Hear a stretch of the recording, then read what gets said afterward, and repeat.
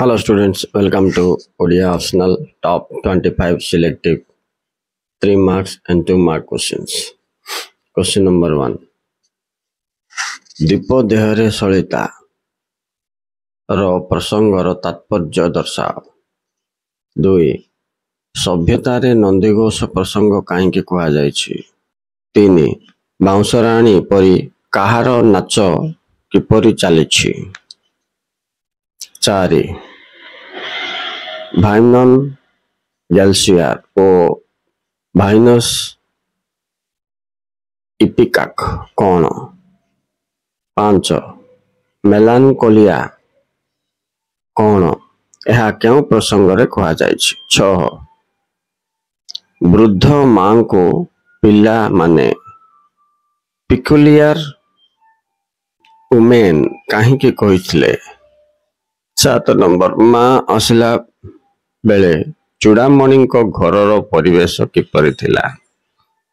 8 number ମଝିଆ ପୁଅ ପିତା ଦୁର୍ଯ୍ୟୋଧନଙ୍କୁ କ'ଣ କହିଲେ? 9 ନମ୍ବର ଦୁର୍ଯ୍ୟୋଧନ କେଉଁ ଘଟଣାରୁ ଅମରତ୍ୱର ଅନୁଭବ କରିଛନ୍ତି? 10 ନମ୍ବର କଳିକ ଦେବତାର ଅବସ୍ଥାର ପ୍ରସଙ୍ଗ କାହିଁକି ଅବତାରଣ କରାଯାଇଛି? 11 ନମ୍ବର ସନ୍ନ୍ୟାସୀ ପୁତ୍ର କେଉଁ ମନ୍ତ୍ରରେ ପିତାଶ୍ରୀ ଦୁର୍ଯ୍ୟୋଧନଙ୍କୁ ଅଭିମନ୍ତ୍ରିତ କରିଛନ୍ତି? ରାଇଟ୍। 12 ନମ୍ବର ଜଗତ ଏକ ଯନ୍ତ୍ର ଭାବି କ'ଣ କରିବା ପାଇଁ ବେକନ୍ ଇଙ୍ଗିତ କରୁଥିଲେ? Important question. 13 ନମ୍ବର ଦୟାଶୂନ୍ୟ ବଡ଼ ବୀର ସମ୍ପର୍କରେ କ'ଣ କୁହାଯାଇଛି? 14 ନମ୍ବର ବୀରଭୋଗ୍ୟ ବସୁନ୍ଧରୀ ନୀତି କ'ଣ? ଏ ବି ଇମ୍ପୋର୍ଟାଣ୍ଟ। 14 ନମ୍ବର ରାଜନୀତିରେ ମୌନ ସମ୍ମତ ଲକ୍ଷଣ ନୀତି କିପରି ଗୃହୀତ ହୁଏ? ଇମ୍ପୋର୍ଟାଣ୍ଟ। 16 ନମ୍ବର ଲେଖକ ବାଘ ଚାଲଟି ସଜାଡ଼ି ନିଅ ବୋଲି କାହିଁକି କହିଛନ୍ତି? 17 ନମ୍ବର ବାସ୍ତବ ଉଦ୍ଦେଶ୍ୟ ଯେତେ ପାପ କରେ ଆଉ କେହି କରେନି, ଏହାର ତାତ୍ପର୍ଯ୍ୟ ଦର୍ଶାଅ। 18 ନମ୍ବର ବାକ୍ ଶକ୍ତି ହିଁ ବ୍ରହ୍ମ ଶକ୍ତି କାହିଁକି କୁହାଯାଇଛି? 19 ନମ୍ବର ଷଡ଼ରିପୁ ଦର୍ଶନ କରିବା ଦ୍ୱାରା କି ଲାଭ ହୁଏ?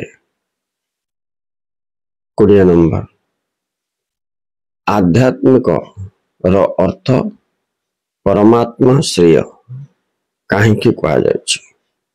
21 ନମ୍ବର ବେଦାନ୍ତ ଦର୍ଶନ ଓ ସାଂଖ୍ୟ ଦର୍ଶନ ଦୃଷ୍ଟିରୁ ଆଧ୍ୟାତ୍ମିକତାର ଅର୍ଥ କ'ଣ? ଇଏ ଥିଲା 21ଟା question. Unit 3, 4, 5 row first round दौची टा। नेक्स्ट राउंड रे मु तुमको सभ्य जमीदार और रूपनारायण साहा रो क्वेश्चन पठाइबी। तो जोड़ी जाए तो चैनल सहित क्वेश्चंस उठाइबा पाई।